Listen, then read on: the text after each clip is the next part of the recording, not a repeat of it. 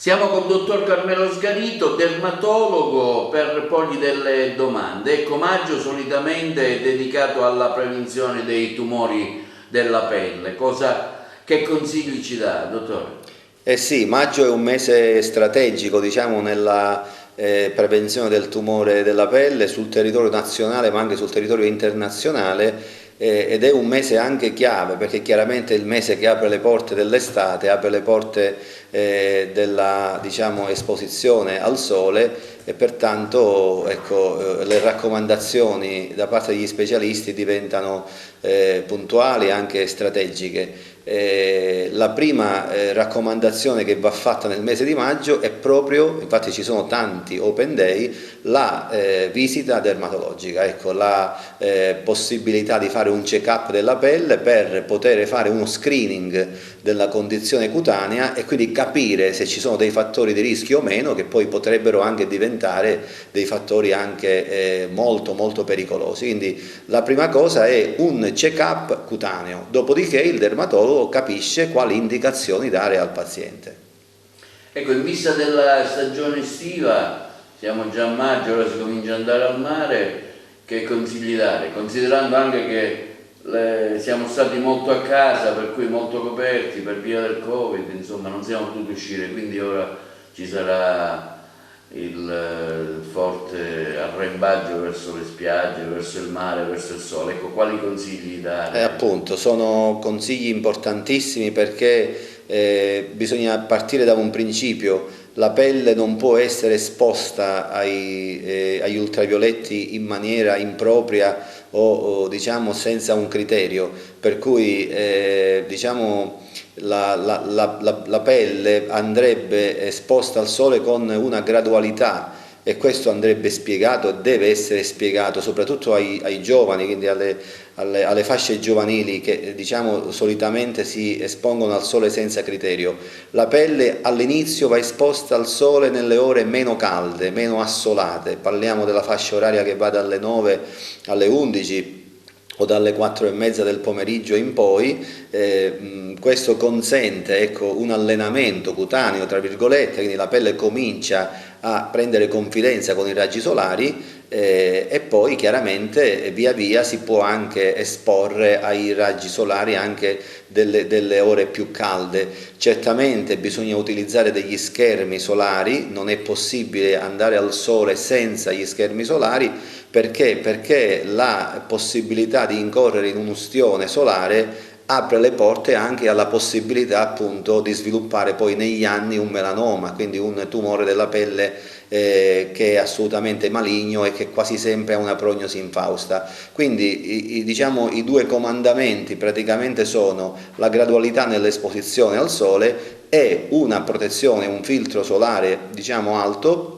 che consente appunto di abbronzarsi, perché non è vero che i filtri solari non fanno abbronzare, anzi consentono un'abbronzatura regolare, e poi chiaramente anche utilizzare gli occhiali da sole e il cappellino. È giusta anche quella considerazione: si è stati anche per molto tempo in casa, quindi c'è anche una voglia tra virgolette anche giustificabile di invadere i lidi, e ancora di più queste nostre diciamo considerazioni diventano importanti perché il rischio diventa veramente un rischio molto alto. Una pelle che è stata abituata a stare diciamo al chiuso certamente non può essere esposta nel weekend al sole liberamente per 4-5 ore, perché le conseguenze sarebbero veramente drammatiche. In questi mesi, anche per via dei ritardi diagnostici dovuti alla pandemia, ho registrato, non solo io ma tanti altri colleghi in ambito regionale e in ambito nazionale, abbiamo registrato proprio un incremento esponenziale dei tumori della pelle, e quindi diventa anche, come dire, un'arma importante quella della stampa, e anche la possibilità odierna di poter dire appunto alle persone: state attenti perché il sole certamente è fonte di vita, certamente il sole è qualcosa di importante anche però deve essere, diciamo così, cioè bisogna accostarsi al sole con i criteri che il dermatologo, che lo specialista in questo caso suggerisce. E poi chiaramente i soggetti più chiari sono quelli più vulnerabili, sono quelli che nelle ore per esempio di massima punta, che possono essere anche le ore del pranzo, perché tante volte si mangia anche in spiaggia o comunque si sta in spiaggia anche fino alle 2, alle 3, ecco, dovrebbero utilizzare una magliettina, perché chiaramente la pelle chiara, la pelle per esempio dei soggetti biondi o rossi, ha dei rischi che sono ancora più alti rispetto ai castani. Ecco, a proposito di creme, no? Che consigli diamo? C'è la crema, la protezione, ecco, magari per chi non è molto diciamo informato in questo senso, ci sono vari gradi di protezione, almeno esatto, quelli che vediamo nei supermercati o nelle farmacie. Esatto. Ecco, come si fa a capire il tipo di crema che uno deve usare, dottore? Esatto, intanto certamente la crema va utilizzata, si parte da protezioni che sono dei filtri più alti, quindi protezione, praticamente la protezione 50 solitamente, oggi è questa la dicitura che diciamo viene solitamente utilizzata dalle aziende produttrici. La protezione 50 è il filtro più alto che consente appunto di riparare la pelle dalle eventuali ustioni, dagli eritemi, e come dicevo poc'anzi anche una abbronzatura graduale la consente pure, quindi non è vero che una protezione 50 impedisce alla pelle di, diciamo, acquisire. 50 è il massimo? 50 è la protezione più alta. Io dico spesso ai pazienti che all'inizio la protezione deve essere 50, deve essere la protezione alta, dopodiché anche passati quelli che possono essere le 2-3 settimane, ecco, di frequenza, ecco, delle spiagge del sole, i soggetti che hanno un fototipo, cioè un colore della pelle un po' più scuro, per esempio i castani, potrebbero passare a una protezione anche più bassa, quindi a una protezione 30, in modo da, ripeto, con la gradualità regolare dare alla pelle anche la possibilità di colorarsi, ma senza incorrere nei rischi delle ustioni, che come dicevo possono essere proprio quelli che danno poi l'input al melanoma. Tenendo conto però anche di un fatto, che la scelta di una crema è anche funzionale alla quantità e alla qualità dei nei presenti sulla pelle, perché se un soggetto per esempio presenta sulla pelle un centinaio di nei, certamente non può passare alla crema 30, deve continuare a utilizzare la crema 50, addirittura la magliettina, come dicevo, nelle ore di punta. Ecco perché torno a quella che è la considerazione della prima domanda. La prima cosa da fare, secondo me, ma secondo tutti, prima di andare al mare, è proprio fare un check-up della pelle, perché tante volte ci si accorge soltanto in maniera casuale di una lesione che non è una lesione, diciamo, come le tante o comunque una lesione da nulla, è una lesione mortale. Quindi tante volte il paziente sottovaluta, sottostima o non si accorge che sulla schiena, sulle spalle, sotto il piede, nelle zone magari non visibili, presenta una lesione che potenzialmente diventa mortale. Ecco perché il dermatologo, diciamo, con un occhio attento valuta queste circostanze, e per esempio se c'è la necessità di eliminare prima di esporsi al sole un neo, quel neo viene eliminato chirurgicamente, che intendo dire. Senti, abbiamo parlato degli adulti, prima di parlare del melanoma, della prevenzione, parliamo anche in vista del mare, insomma, di andare in spiaggia, che ormai insomma siamo là per farlo. Le raccomandazioni verso i bambini. Appunto, quella è anche un'altra cosa importantissima. La pelle per esempio dei bambini, la pelle dei neonati soprattutto, e se ne vedono tanti in spiaggia, è una pelle assai vulnerabile agli ultravioletti. Questo perché nell'età pediatrica ancora non si è sviluppata quella quantità di melanina che rappresenta un po' quella protezione naturale, insomma, ecco, che si ha nel tempo, che si acquisisce nel tempo. La melanina è il colore della nostra pelle, che è anche una barriera rispetto al sole. Nel neonato o ovunque nell'età pediatrica non trovi certamente una quantità di melanina sufficiente a proteggere la pelle. Ecco che ci vuole quel quid in più di attenzione mettendo per esempio i bambini, cioè applicando ai bambini più spesso la crema protettiva, anche perché i bambini sono quelli che solitamente entrano ed escono dall'acqua del mare, dall'acqua appunto dal mare con molta frequenza, con molta facilità, quindi per quanto resistenti possano essere all'acqua, queste creme comunque sia poi possono anche perdere l'efficacia, quindi ripetere più volte l'applicazione e poi tenere i bambini, soprattutto i più piccoli, sotto l'ombrellone. Cioè non è pensabile, tante volte si assiste anche a qualche scena veramente diciamo non umana, cioè di tenere i neonati insomma o coperti del tutto, quindi praticamente come se fossero dentro una cappa, oppure scoperti ma a temperature di 40 gradi, quindi questo è assolutamente da evitare. I bambini, soprattutto i piccoli, vanno tenuti sotto l'ombrellone, estremamente protetti. Poi ripeto, tutto è anche in funzione del colore della pelle, del fototipo cutaneo, e più chiaro è, più i rischi aumentano. Pertanto i soggetti per esempio che hanno dei figli di colore chiaro e che comunque potenzialmente possono sviluppare già dei nei in età precoce, o che comunque già in età pediatrica hanno tanti nei, perché anche il melanoma diciamo in età infantile, seppur raro ma esiste, dovrebbero attenzionare maggiormente, dovrebbero anche sapere queste norme, chiamiamole elementari di comportamento, perché non è pensabile appunto che una mamma porti un neonato in spiaggia senza sapere diciamo l'ABC di quella che è la prevenzione della pelle, perché ripeto, qui parliamo di una lesione che porta a morte il paziente, non è una lesione che curiamo con diciamo qualche diciamo medicamento. Ecco, e tutto sta nella prevenzione. Se oggi noi consideriamo che la patologia, il tumore della pelle, il melanoma,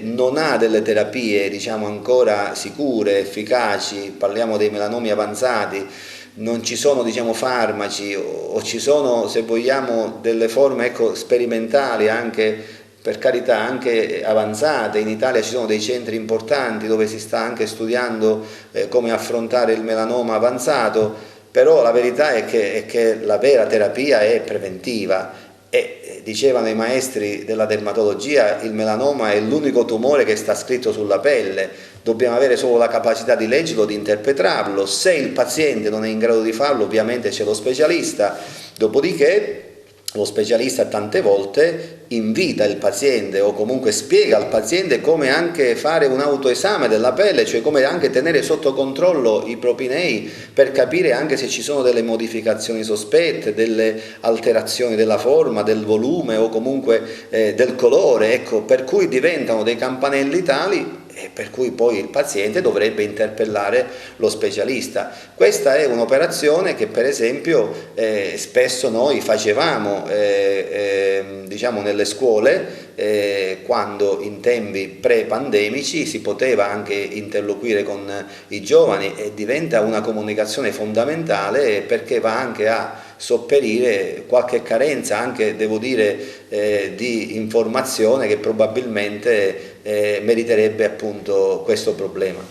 Assistiamo a una particolare prevenzione dei tumori, mi riferisco anche all'ASP, alle aziende pubbliche, verso i tumori del seno, però ecco, si fa poco,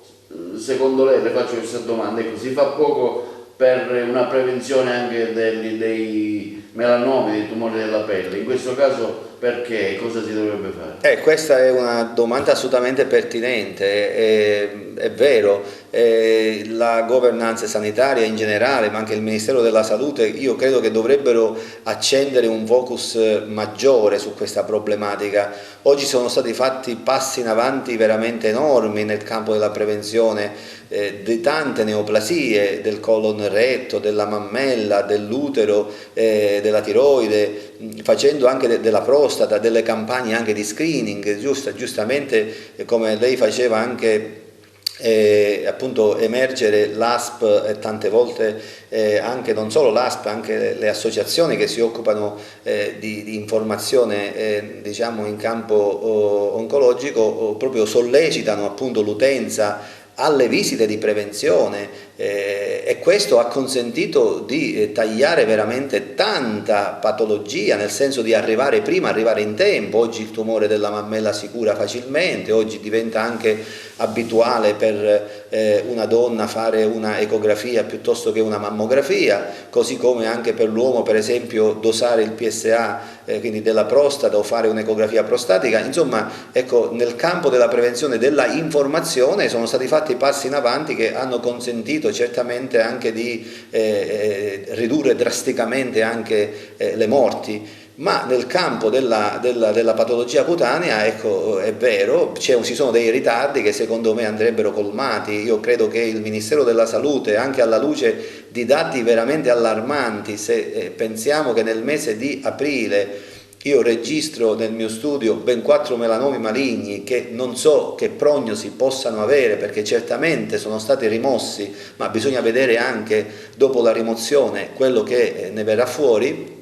Appunto, alla luce di questo credo che proprio gli organismi deputati a questo dovrebbero attenzionare maggiormente la problematica. Poi come dicevamo poc'anzi, è una problematica che interessa soprattutto le fasce giovanili, perché è lì che bisogna soprattutto intervenire. Tenga conto che il melanoma è un tumore che interessa spesso intanto tutte le fasce di età, però prevalentemente insorge tra i 50 e i 60 anni, ma i presupposti perché possa comparire un melanoma si creano prima, si creano con appunto le abbronzature, diciamo così, fuori controllo, selvagge. Bravissimo, con le abbronzature selvagge, con le ustioni che vengono prodotte, con anche le lampade, con l'uso anche, diciamo, strampalato, direi, delle lampade artificiali, dei raggi ultravioletti artificiali, o con quelle che sono le cosiddette, per esempio, e sono pericolosissime, esposizioni morti e fuggi, cioè nel weekend, cioè praticamente la pelle sta all'ombra, tra virgolette, sta coperta dal lunedì al venerdì, e poi il sabato e la domenica c'è questa sorta di flash, diciamo, sulla pelle che diventa quasi un insulto degli ultravioletti. Questi sono, diciamo, dei fenomeni che aprono proprio la strada a possibili variazioni di nei presenti sulla pelle, che poi vanno appunto verso la direzione della degenerazione neoplastica, e quindi lì diventa diciamo vitale il compito dell'informazione. Per esempio la vostra emittente ha sempre nel mese di maggio attenzionato questa problematica, come dire, è veramente encomiabile il lavoro anche che noi possiamo fare, ma mi rendo conto che diventa anche piccolo, limitato, che bisognerebbe, ripeto, aprire uno scenario più grande che non dipende solo dall'organo della stampa, ma dipende dagli organismi della stampa, dipende dalla scuola, dipende dalle istituzioni, dipende soprattutto da chi, ecco, governa la salute. Quindi il Ministero della Salute, a mio avviso, su questa problematica dovrebbe aprire appunto una discussione un po' più importante, un po' più sostanziosa. Ecco, lei diceva poco fa che ha avuto 4 pazienti e ha trovato del melanoma e che non sa che fine fanno. Che vuol dire? Cioè, c'è un rischio di mortalità? Assolutamente sì, perché il melanoma, nel momento in cui viene diagnosticato, chiaramente nel momento in cui siamo dinanzi a una lesione sospetta, quindi molto probabile una lesione che molto probabilmente è un melanoma, certamente la prima cosa che noi facciamo è rimuovere la lesione, ma la rimozione della lesione può essere, come dire, una condizione che salva la vita del paziente laddove il melanoma è ancora in una fase iniziale, quindi bisogna essere bravi, tra virgolette, ma anche fortunati a visitare il paziente nel momento giusto, quindi quando ancora la lesione non si è approfondita, perché il melanoma è una lesione che ha sostanzialmente, per farlo capire anche a chi ci ascolta, 2 fasi nella sua evoluzione. Ha una fase di crescita orizzontale, per cui la lesione si allarga sulla superficie cutanea e si vede proprio questa chiazza che proprio a macchia d'olio va conquistando sempre più spazio. Dopodiché passa a quella che è la seconda fase, che è la crescita verticale, cioè il melanoma comincia a scendere, e questa discesa noi non la vediamo per niente. Quindi quando ecco, nella peggiore delle ipotesi noi dovremmo... Cioè vai in profondità. Va in profondità. Quindi quando noi dovremmo agganciare il melanoma, tra virgolette,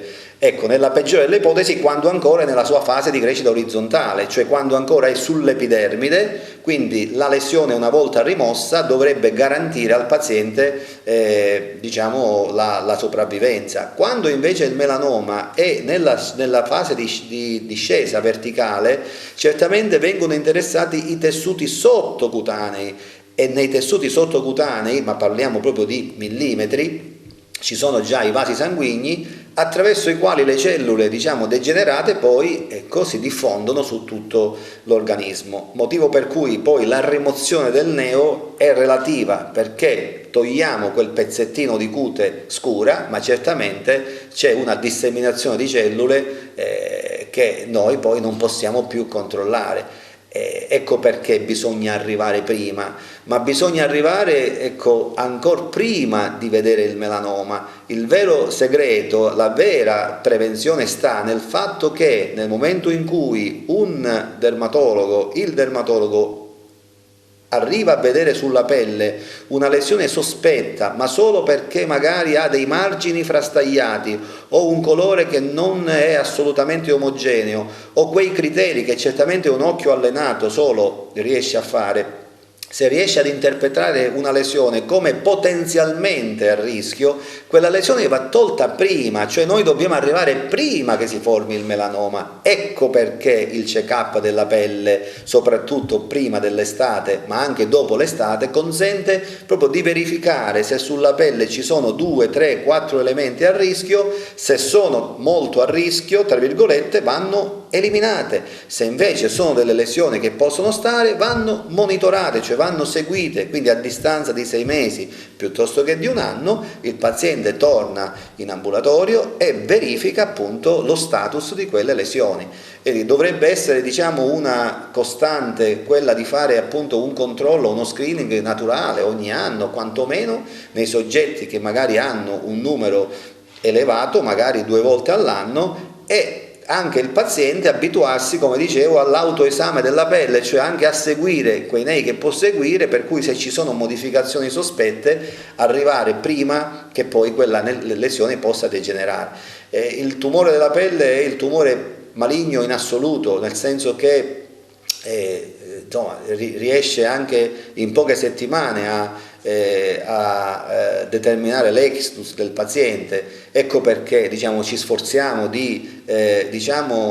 veicolare queste informazioni. Tante volte, e non deve essere così, i pazienti, gli utenti, i giovani arrivano alla osservazione dermatologica soltanto perché un familiare, piuttosto che un amico, piuttosto che un collega di lavoro, ha perso la vita per un melanoma. Ecco, noi non possiamo aspettare che proprio per una fatalità di questo tipo un giovane di 30 anni ecco perché, ripeto, la governance sanitaria su questo dovrebbe accendere un focus, perché è una problematica che ha conosciuto in questi anni e non capisco neanche come, insomma, non sono certamente pochi gli anni in cui io svolgo la mia professione, ma ho visto negli ultimi anni un'escalation drammatica di questa patologia. Diciamo, capirne le motivazioni è anche difficile, perché non è soltanto il sole, ci sono anche dei fattori che noi non conosciamo, c'è una predisposizione genetica. Ad ogni modo, quello che a noi, diciamo, resta da fare è proprio la divulgazione scientifica, la, per esempio, diffusione di opuscoli informativi, insomma tutto quello che si può fare per sensibilizzare. Però, ma ripeto, come ordine dei medici, come categoria dermatologi, perfetto, cosa fate voi? Stimolate o non so, sì, l'equazione di stimolo verso l'ASP, la regione, l'assessorato alla sanità? L'ordine dei medici su questo è stato sempre comunque, devo dire, abbastanza attento. Adesso io per esempio su questo punto, considerato anche che diciamo l'ordine dei medici è stato rinnovato da poco, ma diciamo è in attività da poco, soprattutto proprio per le condizioni anche della pandemia, era appunto anche mio diciamo era anche un mio intendimento quello di anche, ecco, rappresentare questa condizione anche proprio di queste Dottor Sando Piruzzello, esatto, di queste anche situazioni drammatiche proprio che si sono verificate così con questa frequenza al Presidente dell'Ordine, in modo anche, ecco, da poter magari come dire, dar luogo a delle iniziative ancora più ampie, perché anche nel passato è stato fatto, ma ripeto non è mai sufficiente, perché tante volte il problema è anche far capire al giovane che un neo non è qualcosa da trascurare, il neo è qualcosa invece che può determinare la morte. Tante volte i pazienti arrivano al dermatologo per problematiche di tutt'altro tipo e poi invece vediamo sulla spalla piuttosto che sul piede qualcosa di estremamente grave che il paziente aveva del tutto ignorato. Ecco, questa è un po' il frutto di una assenza informativa che noi stiamo cercando, tra virgolette, di colmare, cioè è una vacatio che va assolutamente come dire, colmata, bravissimo. Non è possibile, insomma, al giorno d'oggi, ecco, che un giovane arrivi io ho visto pochi giorni fa una persona con più di 100 nei sulla pelle, è arrivato soltanto perché aveva sentito di un parente, insomma, che era morto per un melanoma, insomma, un giovane di 30 anni. Se su 100 nei ne avessimo trovato uno grave, insomma,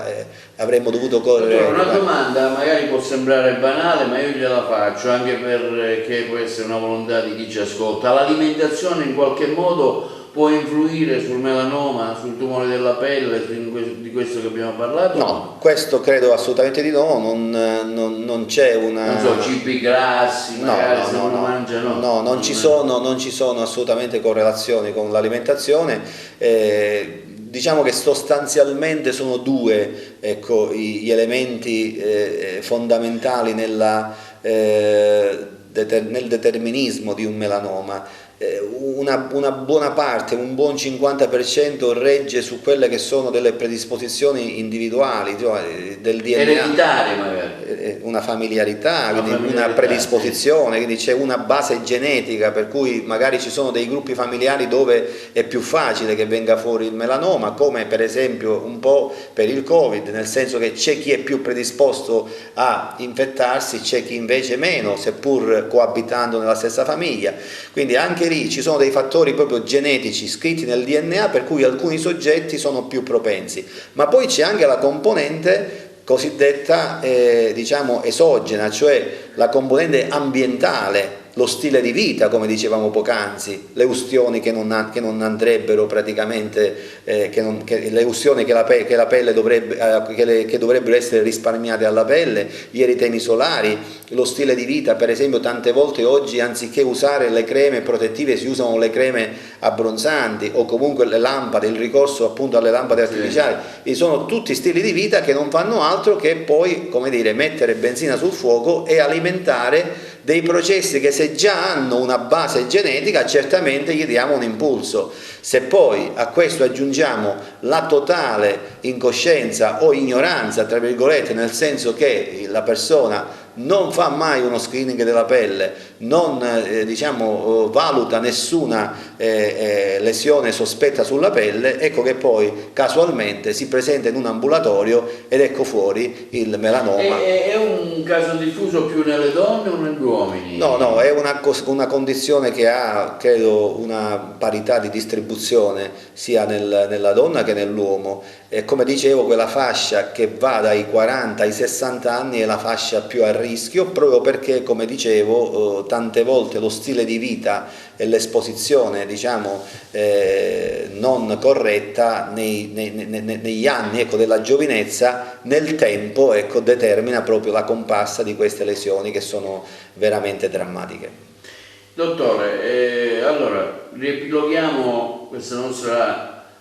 approfondita intervista in qualche minuto. Ecco, brevemente, che consigli dare a chi ci ascolta, in particolare ai giovani? E allora, la prima cosa, ripeto, da fare prima di andare al mare, fatevi vedere da uno specialista, fate un check-up della pelle. Un check-up della pelle, come dire, solitamente si fa anche in 10-15 minuti, insomma, 15 minuti salvano la vita. Noi diciamo spesso i dermatologi utilizziamo questo slogan salviamoci la pelle, cioè a dire tante volte appunto l'osservazione di un occhio attento riesce a salvare la pelle di un paziente. Quindi il check-up della pelle prima di andare al mare, verificare appunto soprattutto quell'aspetto della gradualità nell'esposizione al sole, quindi esponetevi al sole gradualmente, privilegiando le ore meno calde e progressivamente, pian pianino, poi appunto si può esporre la pelle anche verso le ore più calde. Nelle ore più calde la protezione, non esiste diciamo una possibilità di andare al mare, soprattutto nei weekend, per esempio adesso che si comincia con l'apertura dei lidi, non esiste la possibilità di andare al mare senza un filtro solare, quindi comprate una buona protezione, inizialmente dicevamo una protezione alta, quindi una protezione 50 e poi eventualmente una protezione 30. Se ci sono degli elementi cutanei particolarmente sospetti, si può applicare anche una protezione diciamo in maniera circoscritta sulla lesione particolare, magari che poi verrà fatta osservare dal medico, o se il medico dice al paziente ci sono due elementi per cui ecco, in due quei elementi devi soffermarti con una protezione magari più concentrata, perfetto, su quelle lesioni viene apposta la crema magari più di una volta al giorno, dopodiché se per esempio si dovesse stare in spiaggia per tante ore, capita, per carità non c'è niente di male, i soggetti più a rischio possono indossare anche la magliettina se hanno un numero di nevi notevolissimo o riapplicare appunto i prodotti di protezione. Diciamo che sono delle norme, come diceva anche lei, elementari, però sono sostanzialmente delle norme salvavita, perché se un paziente sa che una lesione sospetta sulla pelle può costare la vita, e allora capisce che insomma, quella lesione la deve fare controllare o comunque appunto la deve non esporre selvaggiamente al sole. Certamente poi se ci sono dei precedenti familiari o in famiglia per cui c'è stato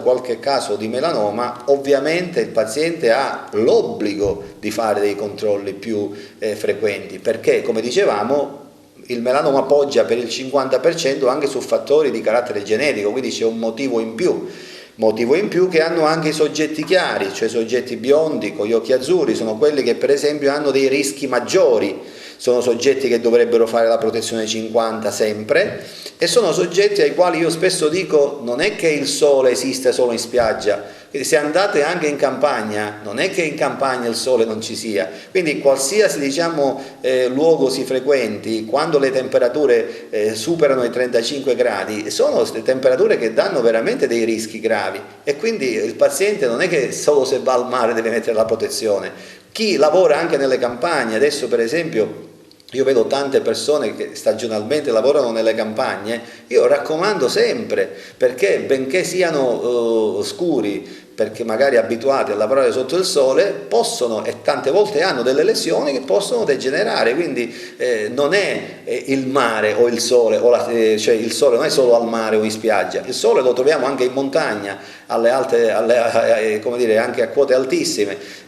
questa è anche una convinzione tante volte anche così, insomma, molto superficiale, sbagliata, come se il problema della protezione si limitasse solo alla spiaggia. No, la protezione va messa un po' come oggi si fa con il gel per le mani, va utilizzata, va messa in borsa o nel marsupio e va utilizzata se si scopre la pelle al sole, se si ci scopre in campagna piuttosto che ad una scampagnata, piuttosto che al mare. Insomma, ecco, queste sono diciamo delle norme elementari, ma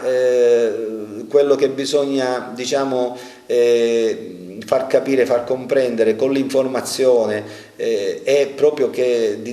diventano dei gesti fondamentali, cioè non bisogna sottovalutare o comunque quasi diciamo, considerarla una cosa così, insomma,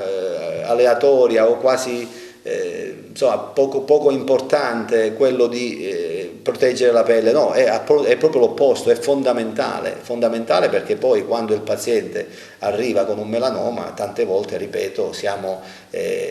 tardi con i tempi, ed è poi diventa anche per il medico, come dire, quasi antipatico constatare proprio che magari per un atteggiamento di incoscienza o per una scarsa capacità di comprendere alcune cose, ecco, un soggetto di 30-40 anni, insomma, debba perdere la vita per una lesione della pelle. Ecco perché io dico, bisognerebbe veramente far capire che ci sono degli stili di vita che non sono assolutamente opportuni, e non finirò mai di dirlo, e io da più di 15 anni che faccio questa lotta, nel senso che collaboro anche con le associazioni di volontariato che si occupano, dall'AIRC alla LILT, di informare, di divulgare, perché diventa diciamo solo quella l'arma fondamentale, perché, ripeto, oggi, se vogliamo, a conclusione di questa nostra conversazione, se oggi noi abbiamo un'arma per il melanoma, quell'arma si chiama solo prevenzione. Il resto, purtroppo, è tutto in fase di sperimentazione. Speriamo che la scienza su questo faccia passi avanti il prima possibile, ma ad oggi un occhio salva la vita, e quindi per quale motivo quell'occhio deve mancare? Bene, ringraziamo il dottore Carmelo Sgarito per l'approfondimento che ci ha voluto concedere, perché ricordiamo che il mese di maggio è un mese in cui si fa la prevenzione del melanoma, per cui abbiamo dato tantissimi consigli verso i giovani, consigli verso le persone più anziane, consigli verso chi va al mare, in particolare per i bambini, gli orari in cui, diciamo, è possibile andare al mare, mettersi sotto l'ombrellone. Insomma, dopo un anno di stare a letargo, dopo un anno in cui, diciamo, anche per via della pandemia siamo stati a casa, stiamo attenti quando andiamo al mare e quando ci esponiamo al sole, quando siamo in campagna, prendiamo le dovute precauzioni. Ringraziamo ancora il dottore Carmelo Sgarito per i consigli che ci ha dato, e mi raccomando, vi diamo appuntamento sempre ai programmi di TVA sul canale del CN92. La trasmissione sarà visibile anche online, in streaming sul sito televideoagrigento.tv, e sarà inserita anche nei nostri social YouTube e Facebook. Grazie, buona serata.